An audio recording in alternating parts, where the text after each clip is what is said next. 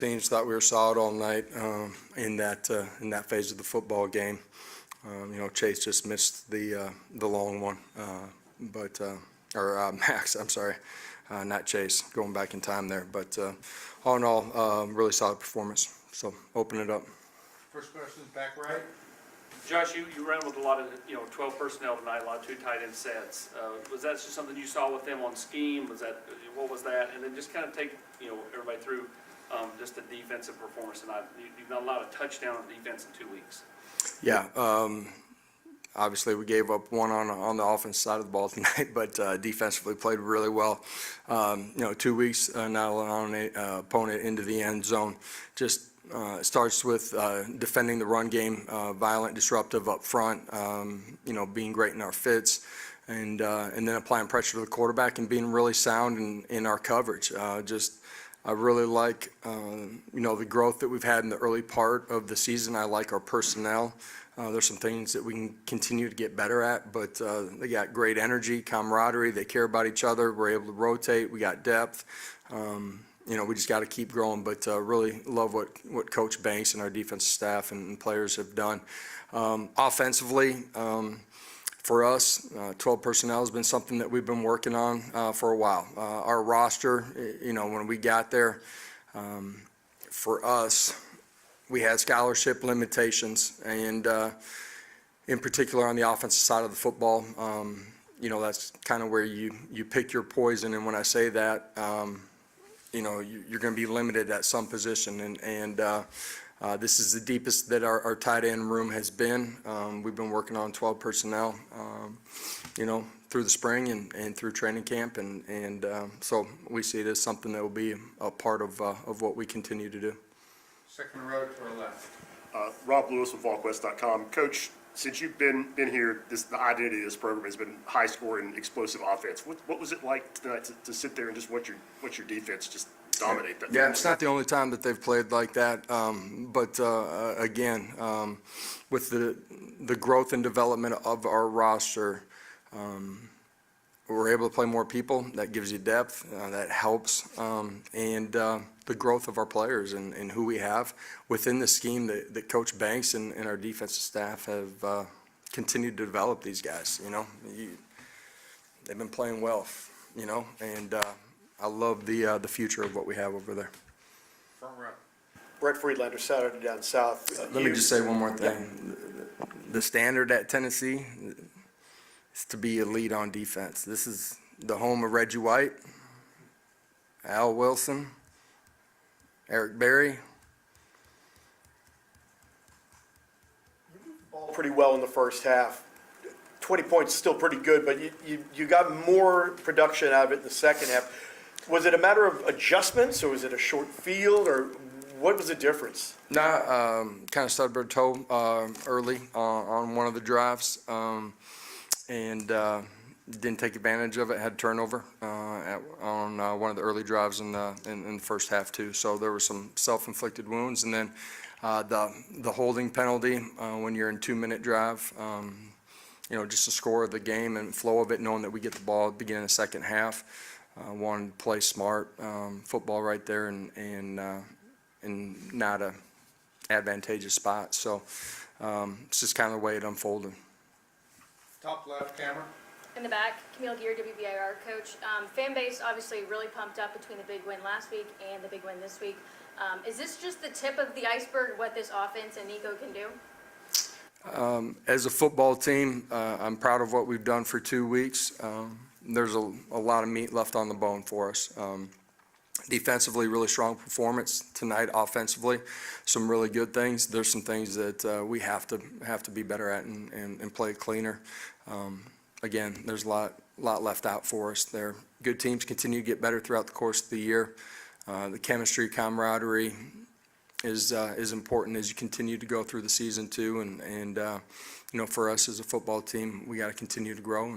And the schedule we have in front of us obviously is extremely difficult, but we got to keep growing. You read from the Associated Press. I just wonder, can you assess Nico's play? What'd you think? Yeah, I thought all in all played really well. There's 2 plays he like to have back. Fundamentally just missed the throw over the middle of the football field in the first half.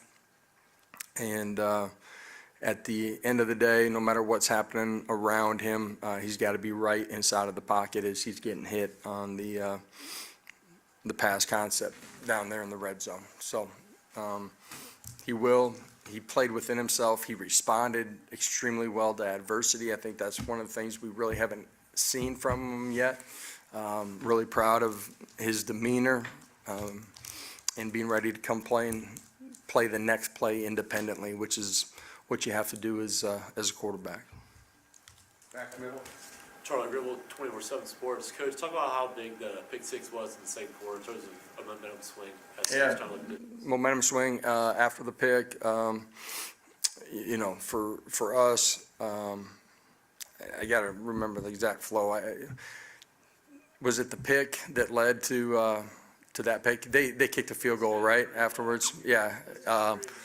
But it's a one-score game right there, I think, and a guy off the edge forcing him, to find a window, and huge play by Brooksy.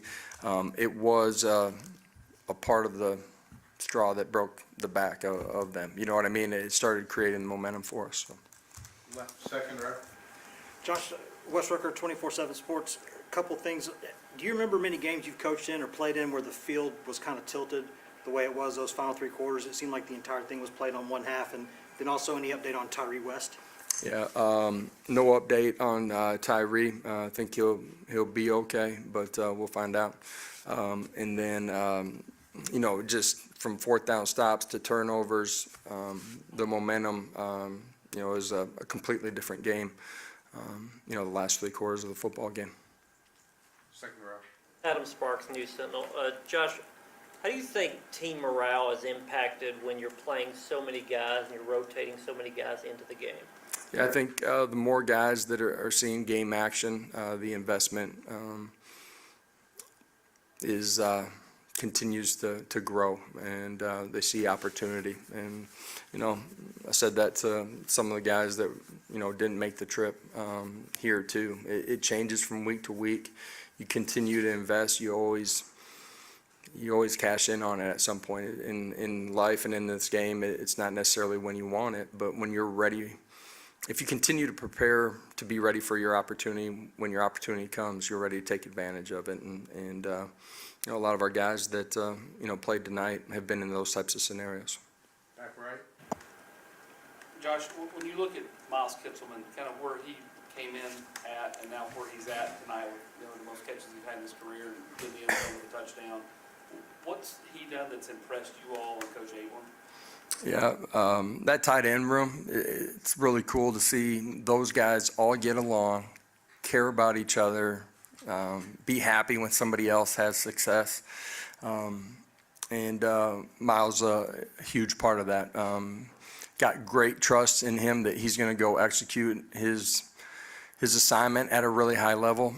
He's extremely tough mentally and physically, demands it from the guys around him.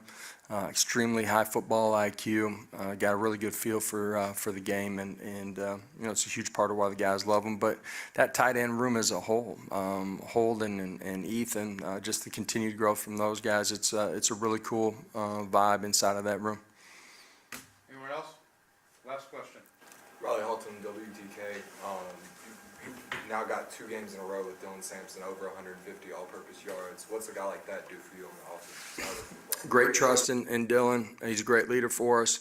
But you can put him in any position. He's a guy that can have success, and that's pass protection. It's as a runner. It's out in space as a receiver. It's getting him, swing passes, whatever it might be. He's got great skill set. Okay, thank you. Thanks, Coach.